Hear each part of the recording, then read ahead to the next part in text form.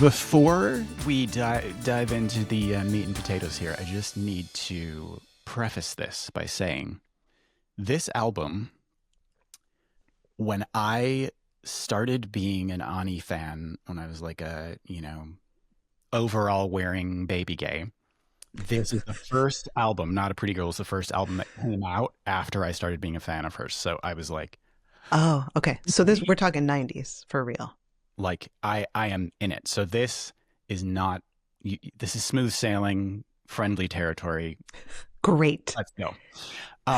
So with that said, the first port of call with these conversations is always the origin story between guest and chosen subject. So do you remember hearing Not a Pretty Girl for the first time? That's a good question. The very first time. So I still have the CD, first of all.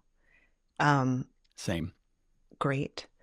And it must have been, I had this this group of, I'm going to call us like back to the earth or teenage, earth girls. And we all worked summers at the same folk music camp. And that was kind of like what year did Not a Pretty Girl come out? I should have looked it up. 95. Oh my God. Okay. So I'm like a sophomore in high school. So I grew up in a very waspy Connecticut town, like a suburb of New York City, where like the investment bankers would take the train in Monday through Friday to investment bank. And my parents were both musicians and weirdos and went there for the schools, as many people do. Moved to towns where they have very little connection to, but for public schools.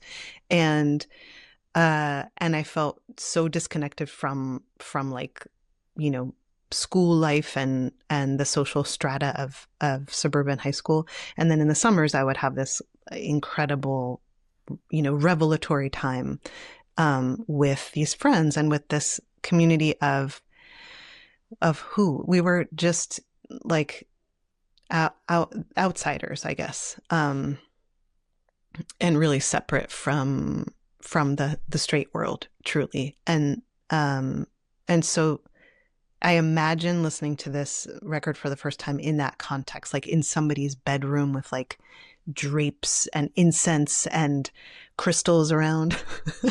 And like, we were early Ani adopters. So I had heard all the records up to then. So it must have been like, that thing where you go to the record store and you're like, Ani's got a new album, that kind of thing. I don't remember the moment, but a lot of that time I think was spent in cars. I don't know about you, but like cars and car CD players.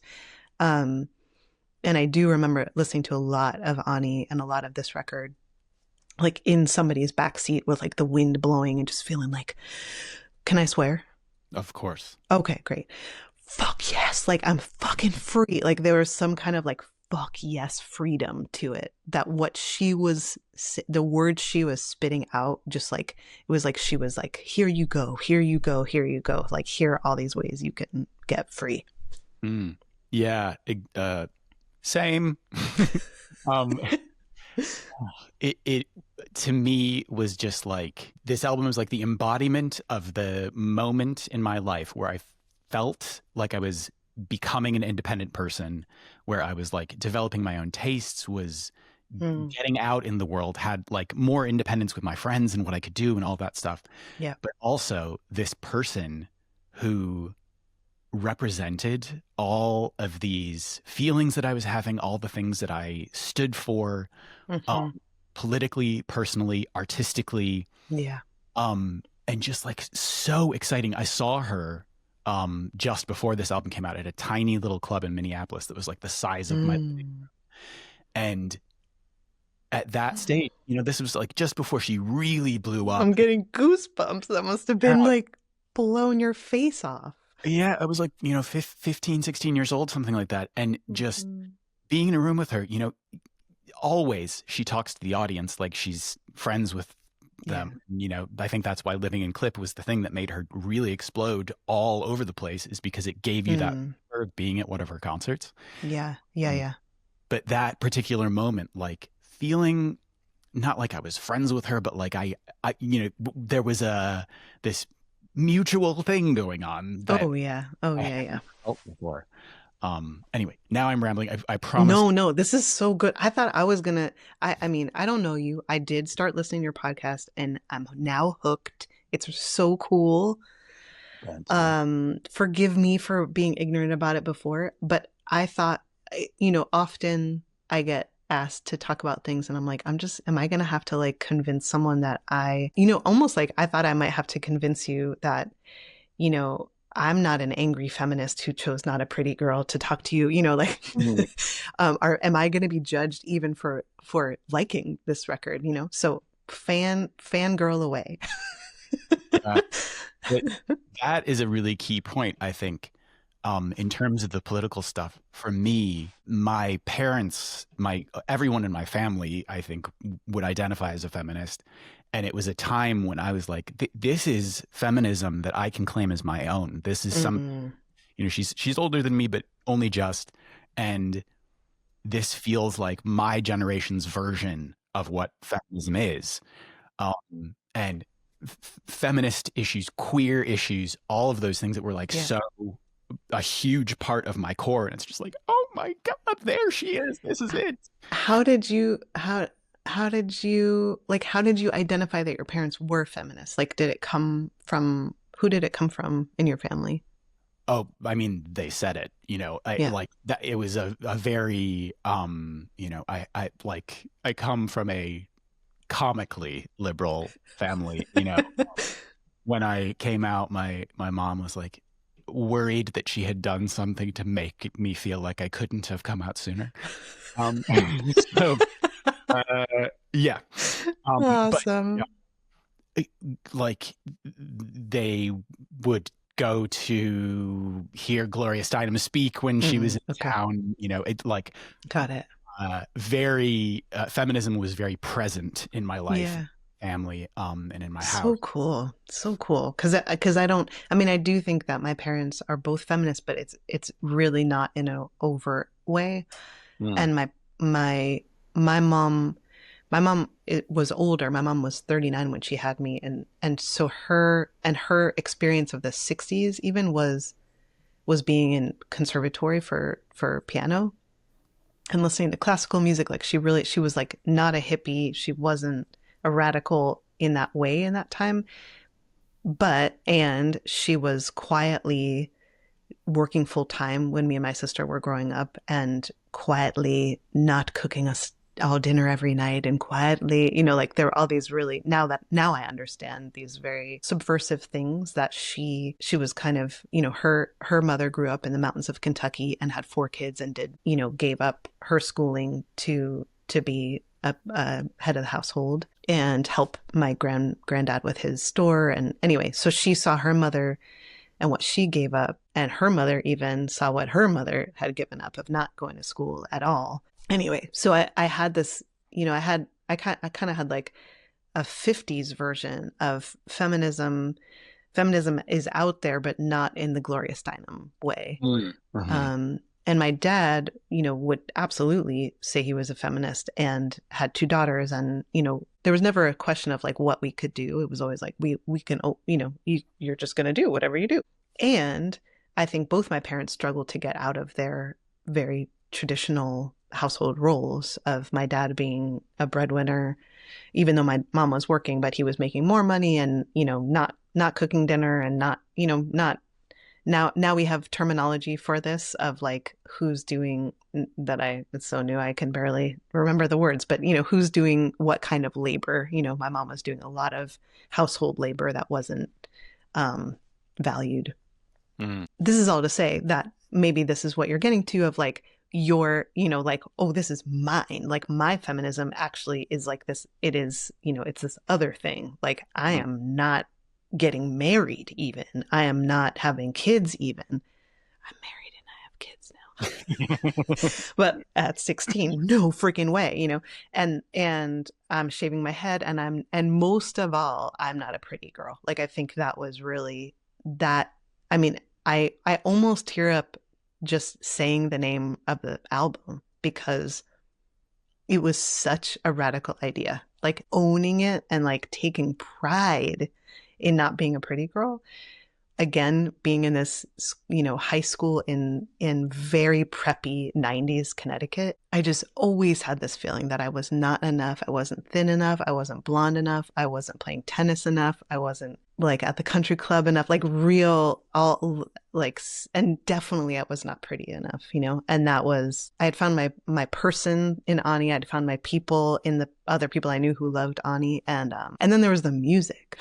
Then there was just like, and like Worthy, the first tune from the get-go, just like a guitar that just like blankets you in sound, which I still get so moved by. Yeah, there are so many moments like that. The transition from Tiptoe into Cradle and All, where you have this like, the spoken word stuff always just felt like this I don't know. It just like a different animal to the songs, but in this particular instance, it just blended so well. And Tiptoe is, that was another thing, that it was like this very honest, matter of fact way of talking about abortion, and just her experience was also like somebody living in New York to me, being like right. Just like, this is the coolest thing in the world. Totally. And also just like this raw honesty, talking about her life in a way that is so personal and so like confessional, and getting that from her again made me feel so much more connected to her. Ugh. Yeah. And like you say, this way of that she's talking about, the only way I had heard abortion be talked about was as a political issue, like was either pro-choice or pro-life, versus out of the mouth of a woman having experienced an abortion, like definitely first time that I had ever, right? Like you never, I mean, that's so recent actually, to really talk to women about their experiences with abortion. And there she was, just in a very stylized and performative way, talking about her body being hijacked, like literally like what her body was feeling.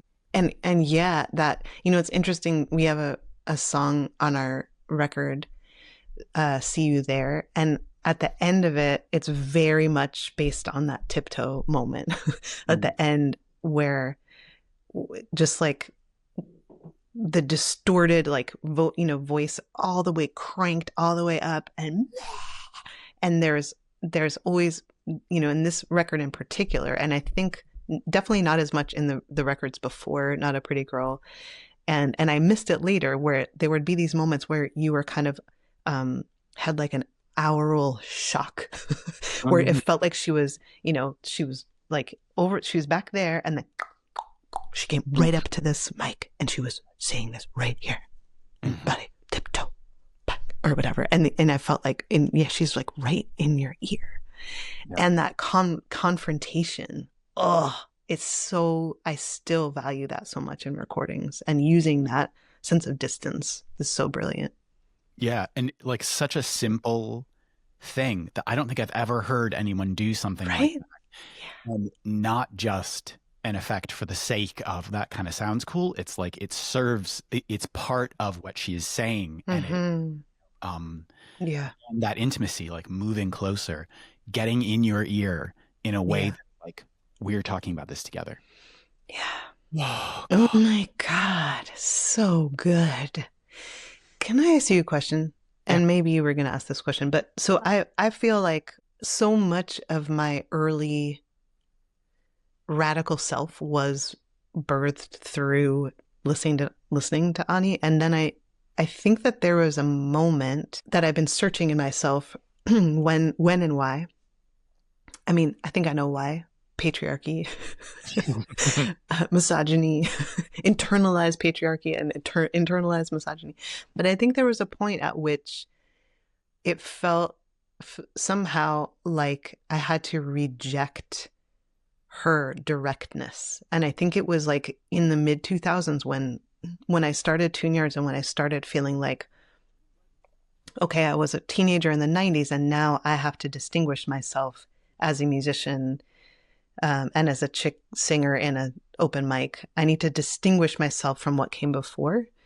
And for me, I think I really had this moment of not wanting to do what Ani was doing, or to even talk about my love of Ani, or to talk about these radical things, even though I felt like the act of me singing loudly, even, or the act of me doing what was started as a solo project, like all of those things were made possible in my mind because of her. But I think I rejected her for a bit there. So I'm just curious if you had that experience, or if you've just been like a straight fan all the way through, or has there been for you an ebb and flow of like accepting this, what I think now is like a very direct radical folk music. You know what I mean? Yeah, I think there's a couple of things. Like, my relationship with her changed as the band got bigger and the sound got bigger. And starting out feeling like it's like her on her own, or like Ani and Andy against the world on tour, just her and a drummer. And that was the thing that really like got me as a teenager. So I have a similar kind of feeling about PJ Harvey, where it's like her first few albums that it was just rawness, and I was so into it, and it just made me feel so alive. But both of them, I love the music that they have continued to make, but it's just like almost like a different artist. It's a different way of approaching music. It's different styles. So there was kind of a mourning period for me when I was like, oh, there's like horns on this. I don't know how I feel about that. Totally. And also her relationship with her fans changed. And I think that is born out of the insane way that people treat celebrity, that people treat the artists that they idolize, and the internet making it so that people felt like they really needed to have a direct connection, a direct line to the people they loved. And when she started getting criticism for not being queer enough, not being radical enough, not adhering to whatever standards people had for her, it was, I think, a kind of shock to her system, because somebody who had been universally adored by her fans and had never had backlash started getting that kind of friction. I couldn't blame her, but it did also, I didn't take it personally. I wasn't feeling those things about her, but I also was kind of like, oh, maybe my friend and I are not friends anymore. She's changing. I'm changing. Are we growing apart? Yeah. Exactly. Yeah. So, but in this period, these songs, there's also, what am I thinking? Light of some kind. Oh God, yeah. I know. I went down the list and I was like, wait, seriously? These are all on the same record?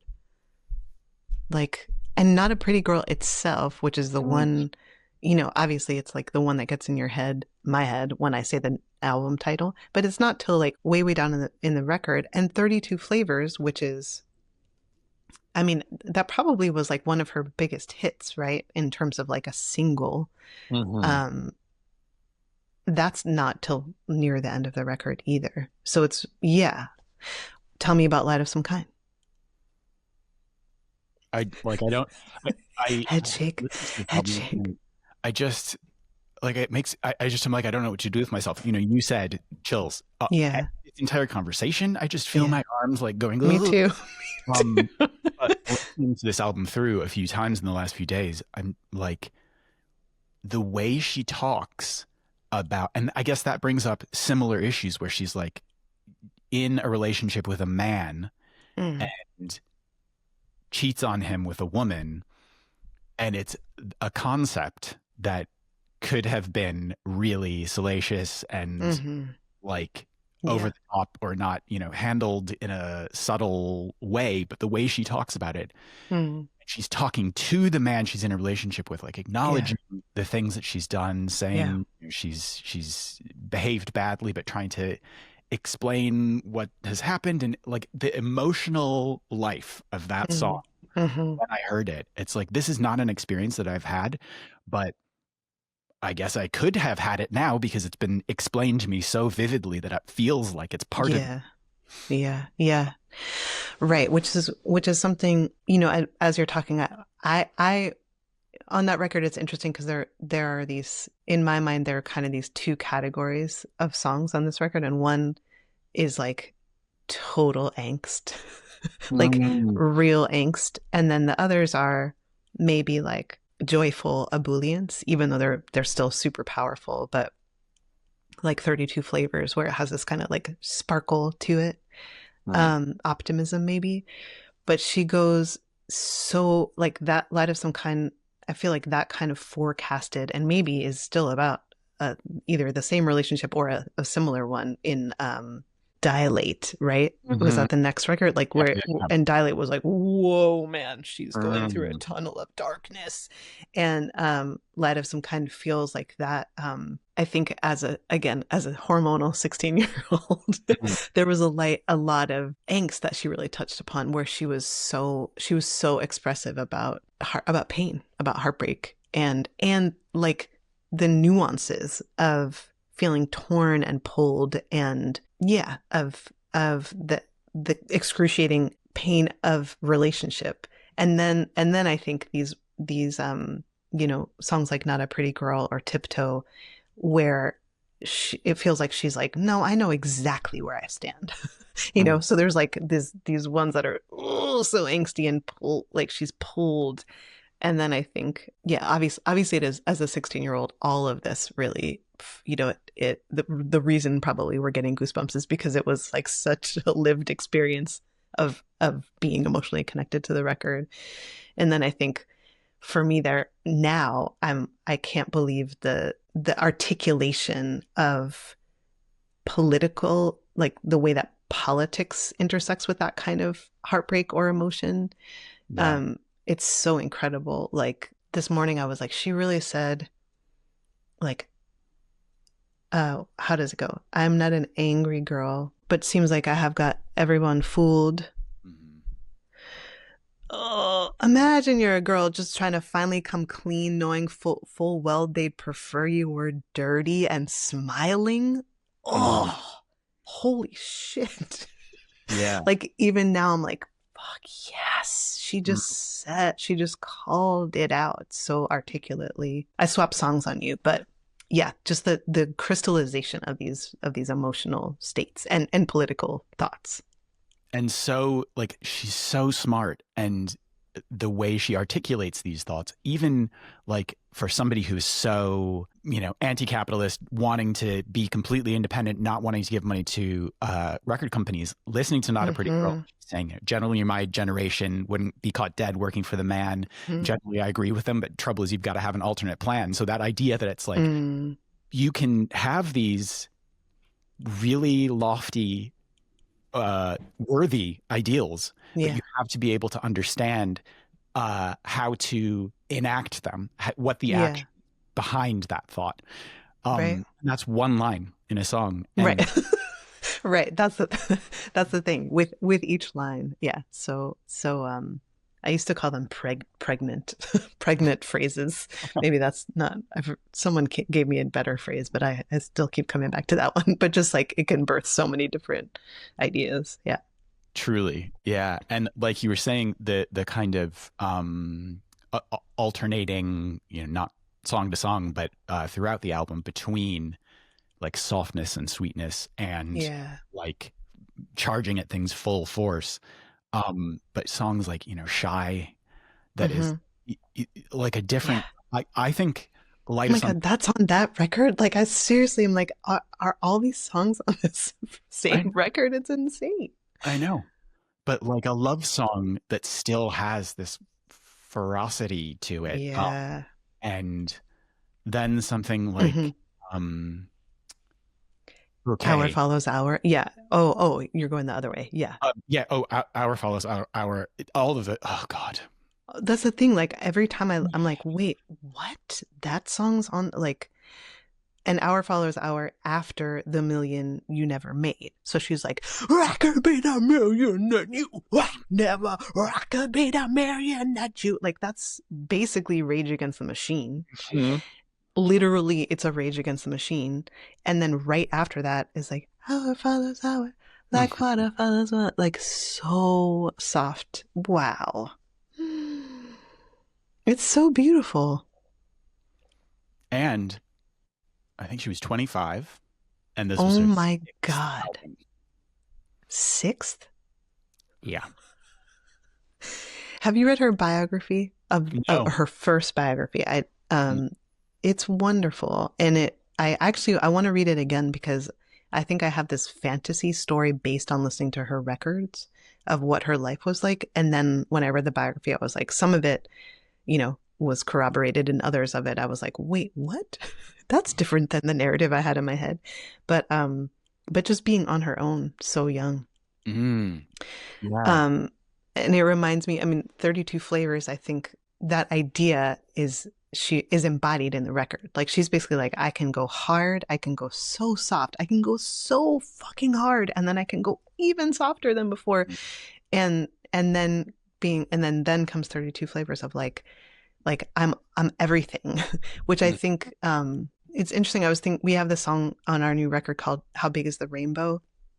And I feel like rainbows are clearly so associated with the queer movement, and I'm happy for that to be. And I think that, like, for me, it's like a rainbow in everything. Like, if we talk about, and that's what it seems like, 32 Flavors, like there's so many shades of that, what makes me a human, that I feel that connection. And I hadn't made that connection until just now looking at the song title, but like the idea of like, even when you think that you know me, I'm going to surprise you again. And that's and she did exactly that. Like you're saying, like, then the next year, a lot of people were disappointed. Right. Then the next year they were like, you're dating a man?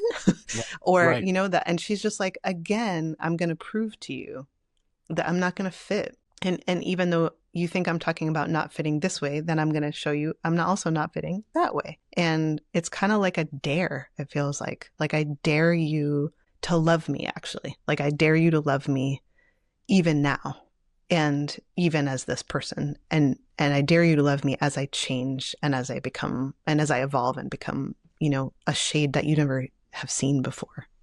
I love it. And I guess that, to me, comes back to the idea of the kind of feminism that she, to my mind, was kind of leading the charge on.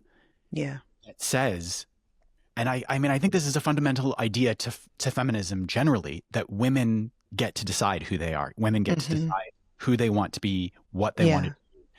And it broke her fans' brains to understand that meant she can wear a skirt. Exactly. And it doesn't mean that she's any less of an artist. It doesn't mean that she's selling out. Yeah. She gets to choose how her personality evolves, her style evolves. She gets to choose who she loves and who she wants to marry, whether it's all of those things. Yeah. Yeah. It's very interesting. It's very interesting for me being 46, married with a kid, and to consider, I feel like the permission that I felt from Not a Pretty Girl as an album, there were so many permissions. Like at that point in my life, I was about to go to Smith College, an all women's college, and I had all this questioning about my sexuality, and I think at that point I knew. I was in love with Ethan Hawke. Who wasn't in 1996? Yeah. But I also felt like, I don't know I don't want to date these boys in my high school. Maybe I might be attracted to girls. And I think that's why I made, I felt this permission to like, I'm going to go to this all women's school to like see what that is and see, I don't even think I could speak those words into my head, but because she was speaking words about dating women and loving women, because I had seen her with a shaved head, and because, even when I was too scared to admit to myself that maybe that was in me, I was emboldened, to make certain decisions in my life to explore my queerness. Even though I didn't have that terminology even at that point, I think. And the permission to not, there was nothing in there that was performative for men, right? Like there was nothing like you're saying, it could have been like a salacious, is that the word you used? Salacious thing. To be like, hey, I cheated on you with a woman. What does that mean to you? And instead just like, no, this is actually about how hard this is in our relationship, that this is also true.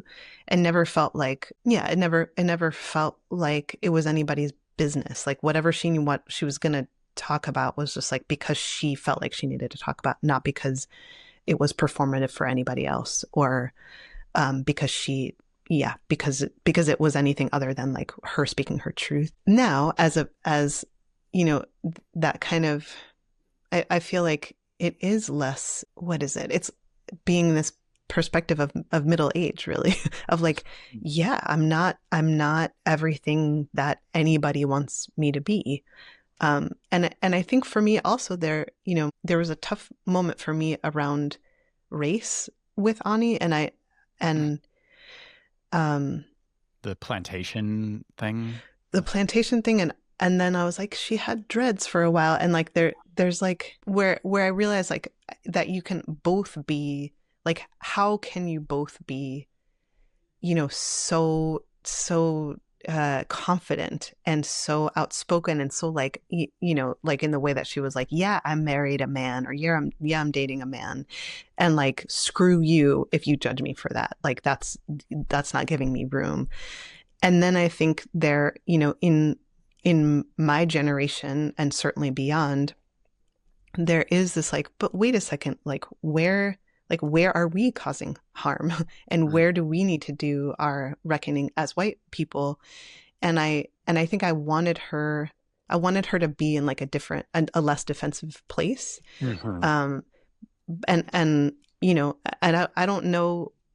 And I think that was because I was really trying my best to be in a non-defensive place, to understand like that was there was so much internal work involved in that, in not being reactive about examining whiteness. And so that's another thing where I think she is who she is, and I've had to kind of reckon with being 46 and being like, I'm full Gen X. Like I really, really identify with being Gen X these days. I'm like, I lived a great amount of time without the internet, and I am grateful for every day that I lived without the internet. Like I feel like we are going to be some people who are like dinosaurs, but like the rare, maybe dinosaurs is like, we're not dead yet, but we're going to be very valuable as human information caverns of like what life was without the internet. But I have to reckon with the fact that like, that means that there are certain things that are actually very hard for me to comprehend. And I think when, I had that kind of moment of differentiation, kind of where you, like with parents, for instance, where you're like, this is where I have to pull away and say, you're this, and I really want to be this other thing. And so I'm going to kind of make a distinction between those two things. So I never got into the nuance about, maybe I'll talk to her about it someday. And, there is a difference in the way that people in different generations talk about race. Of course, we know that, talk about gender, talk about sexuality, all of these things, and forgiving our elders, like where do we forgive our elders? And then when do we hold them to, actually, I'm not going to let you say that anymore. And I'm going to actually ask you to reckon with the old shit in yourself. Yeah. And it's hard when it's somebody who you revere, somebody whose work means a lot to you, who ends up being the person who almost is saying, you calling me racist is just as bad as racism or something, I feel hurt by you saying I am one of those people is the real problem. Right. Right. And it is just disappointing. It's like, It's oh, disappointing. mm, Yeah. yeah. Right. Right. And it's very, I feel like, yeah, it's very us and them in Mm. a, in an unhelpful way. I think in this, I mean, so much is us and them, right? These days. And it's so hard, I think, and so rare to find commonality. And, with people that you very much disagree with. Mm-hmm. And I happen to think it's the only way forward. And so that feels, yeah, it does feel really tragic. And it's interesting how in this political climate, how, now I'm like, oh no, it's really us and them. Like it might be, it may be really us and them really soon. Mm-hmm. But, now, but still that even, we were just over in Europe doing some promotion for the album, and I hadn't been back there in so long. And I was like, oh, Paris and, London, and thinking they just have like a really different, sense of, I think, war. Like war really happened there really quite recently. And, I don't know why I'm talking about this other than to say like there are these moments where like even within war, there's so much nuance that gets completely erased at the time because you're like, no, there literally are sides and you're either on this side or that side. But meanwhile, life is going on in these very complex ways. Anyway, this is all to say, I think that what I love about this kind of reigniting of love for Ani, because I see, we're supporting her on some shows this year, which is it's like a dream come true, like a true, when does that happen? When like your high school dream comes true. But like all these her shows are selling out, and there's just like, I think such a re-embracing of who she is, of what she stands for, really. And what she doesn't stand for. And I love that because that's really, I feel like there are times when we really need those people who are like, this is actually cut and dry, like this is actually right and wrong.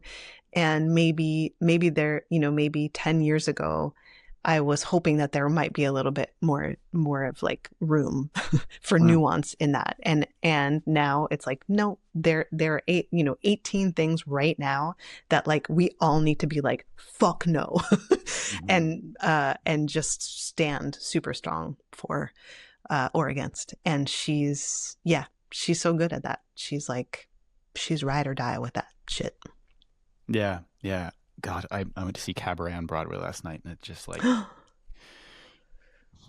wow, really like, it was an amazing production, but just like, I know, really horrifying, really scary. I know. Yeah, but who's the star right now? Orville Peck. Shut up. Yeah. Oh wow. Mm-hmm. Yep. Fascinating. Yeah, he was great. Man, I would love to see that. Yeah, he's great. Yeah. And Ani was on Broadway too. I know. So there you go. I missed that. But yeah, I too. heard great things from people who saw her. So I know we're so over time. And did we talk about the record enough? Did we talk about the actual thing enough? Listen to me. I am so happy. This is like. I've spoken to so many different people. I've done hundreds of episodes of this podcast. You really have, yes. Really, truly one of the best right here. My God, what? I'm so honored. And after all that tech shit, it had to bring us into some kind of crazy state of openness. Yeah. For people listening, we had so many tech issues. We were really in the trenches, but we made it through. Yeah. I think I did cry. It's been a while since computers have made me cry. Oh, God. Oh, I'm so sorry. No, but it brought us where we needed to be. Thank you so much. This is such a pleasure. And I can't wait to go like parade some more sparks. Yes. Yeah. Please do. I'll just before we wrap up, I save compliment corner for the end, so don't make it weird when we're talking. But the new album, it has been so long since I've had the experience of like a all killer, no filler, like not an inch of fat, perfect just Awesome. full emotion and joy, and made me, Awesome. in this current political climate, I need that. So thank you. Oh my God. That makes me so happy. It makes me so happy. Yay! You did it. We did it.